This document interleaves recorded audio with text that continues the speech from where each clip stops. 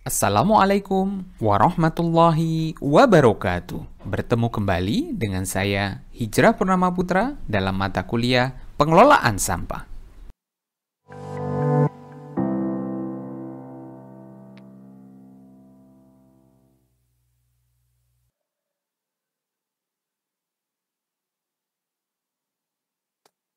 Kita lanjutkan materi kita, masih dalam bagian pertemuan yang kelima, kita masih membahas tentang penanganan sampah di sumber dan konsep 3R.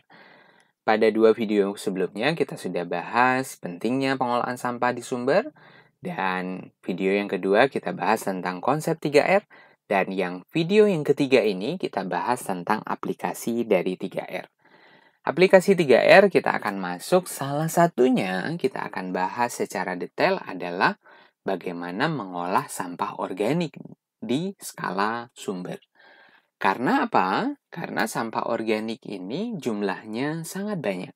Harapannya kalau berhasil dikelola di sumber sampah, maka jumlah yang harus keluar ke sumber yang lain, ke sistem pengolahan sampah yang lain, akan menjadi lebih sedikit. Nah, caranya tentunya banyak sekali. Misalnya dengan model jugangan atau model parit. Dengan cara menggali lubang, membuat lubang dengan ukuran minimal. Ukurannya adalah 50 dikali 50 dan dikali 80 cm. Panjangnya 50, lebarnya 50, dengan kedalaman bisa sampai 80 cm. Diisi sampah dapur dan sampah halaman setiap waktunya. Semua sampah dapur boleh masuk, termasuk tulang ikan, ayam, daging, nasi, dan seterusnya. Boleh juga dirajang, boleh juga tidak. Sampah halaman pun berukuran besar, tapi sampah halaman yang berukuran besar wajib untuk dirajang, karena untuk mempercepat proses pembusukan yang terjadi di sana. Jika kita khawatir bau, setiap sampah dapur masuk ke dalam lubang ini, taburkan segenggam tanah agar tertutup dengan rata. Nah, asumsinya adalah kegiatan ini sangat mudah untuk dilakukan. Dalam materi ini disebut sebagai level 1. Ya. Tidak perlu dibolak-balik, satu lubang minimal untuk 1 bulan, tapi balik lagi tergantung dari sumber sampahnya. Di rumah banyak nggak ya orang yang ada dan beraktivitas? Ini mempengaruhi jumlah sampah yang dihasilkan. Berarti dalam tugas nanti, teman-teman harus bisa menghitung jumlah sampah yang dihasilkan di rumah. Kemudian, jika penuh, lubang ini jika penuh, dapat dibuat lubang yang baru. Nah, jika penuh, buatlah lubang baru dengan cara yang tadi ya, 1 sampai 6. Jadi ada perpindahan lubang A ke lubang B, lubang C, dan harapannya lubang A dapat 1 bulan, lubang B 1 bulan, lubang C 1 bulan. Jadi bulan keempat bisa berulang kembali ke lubang yang pertama, lubang A.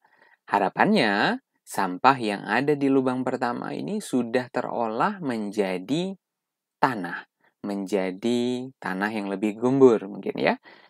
Kita tidak sebut kompos karena metode ini tidak mengatur komposisi sampah, jadi apapun sampah organik bisa masuk. Sedangkan untuk kompos kan butuh kualitas yang jelas, kualitas yang baik.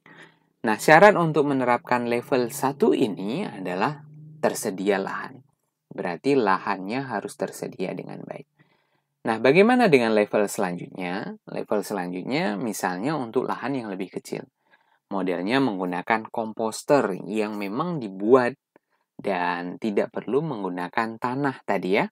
Jadi memang sudah ada drumnya dengan menggunakan pasangan jerami alang-alang setebal 1 cm di bagian dasar komposter. Kemudian memasukkan berbagai macam bioaktivator, baik itu dari kompos ataupun tanah subur atau pupuk kandang. Kemudian komposter siap untuk digunakan. Syarat utamanya berarti sampah yang masuk harus lebih selektif. Sebaiknya tidak masuk daging atau tulang, karena akan berpotensi munculnya kecoa, munculnya tikus, munculnya semut, dan seterusnya. Sampah yang masuk wajib dirajang supaya hasilnya lebih maksimal. Juga perlu effort yang lebih, ya, misalnya perlu mengaduk secara rata minimal 2 kali dalam seminggu. Menjaga kelembapan komposter, jika kering ditambahkan air, aktivator cair atau air cucian beras, atau bahkan air seni, karena memang sangat mungkin untuk menghasilkan bakteri yang lebih hidup lagi di sana. Nah, karena caranya butuh usaha yang lebih dibandingkan dengan level pertama tadi, maka ini disebut sebagai level 2. Kelebihannya adalah tidak masalah dengan lahan. Jadi bisa dipakai untuk lahan walaupun ukurannya kecil. Yang ketiga adalah komposter cair. Ini juga sama seperti level yang kedua, namun yang berbeda adalah dia menghasilkan padatan dan cairan. Lebih fleksibel, namun memang butuh usaha, butuh effort yang lebih. Terutama untuk tantangan komposter ini adalah lebih berbau dan sangat mungkin munculnya banyak belatung. Namun, kelebihannya dia menghasilkan kompos padat dan cair secara sekaligus. Kompos cair dapat langsung digunakan di tanaman dengan campuran tentunya ya. Dengan campuran, jadi kompos cair ditambahkan air. Jadi model di bagian bawahnya cukup seperti keran air, seperti dispenser, kemudian ditampung airnya. Prosesnya teman-teman dapat dilihat dari poin 1 hingga 5. Level ketiga ini juga sangat cocok untuk lahan yang berukuran kecil. Nah, sedangkan level yang keempat adalah level yang lahannya juga sangat kecil, walaupun sangat boleh untuk diterapkan di level dengan lahan yang lebih besar. Nah, kenapa dia level keempat? Karena butuh usaha lebih untuk membuat lubangnya. Jadi lubang biopori dibuat menggunakan tongkat khusus. Diameternya 10 cm dengan kedalaman 80-100 cm. Dapat dilakukan perkerasan dengan menggunakan casing dari pipa paralon yang sudah dilubang-lubangi. Kemudian bagian atas ditambahkan inlet untuk memudahkan sampah masuk. Jadi dibuka saat memasukkan sampah tersebut, kemudian ditutup kembali.